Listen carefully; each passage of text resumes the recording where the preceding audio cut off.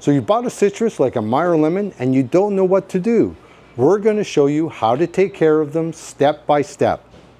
So let's start with light. Your citrus can grow outdoors from May to early October. Give it as much sun as you can give it, but when it goes indoors for winter, you're going to need a bright, direct sun window. And if you don't have that, then consider a grow light.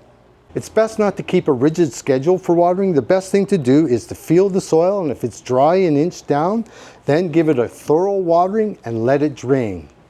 We fertilize 3 times a year, spring, summer, and fall, using a dedicated citrus fertilizer. But in summer, if you're watering a lot, you may find your leaves pale out and you may have to fertilize a little more often, but using a lower rate. Pruning is generally done in spring after you've harvested your fruit, although that may vary depending on how you grow them. The first thing you need to look for is the graft union, because all of our citrus is grafted on this, Poncirus, which has a very kinked stem and a different looking leaf. So if you see this growing down here, you need to prune it out right away. Now, as far as structure is concerned, what you're looking for is those cross branches.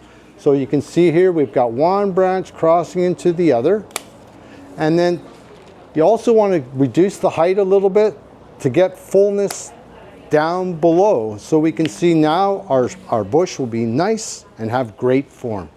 Of course, pollination is the whole reason you have a citrus. You want that fruit.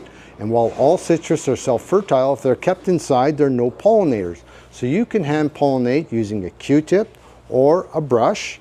And you just want to go in and get some of the pollen and get it onto the sticky part, or the stigma, the female part. Hopefully, if you're successful, what will happen is you'll have baby lemons before you know it. Eventually, you're going to have to repot your citrus, and it's very important that you make a well-drained media.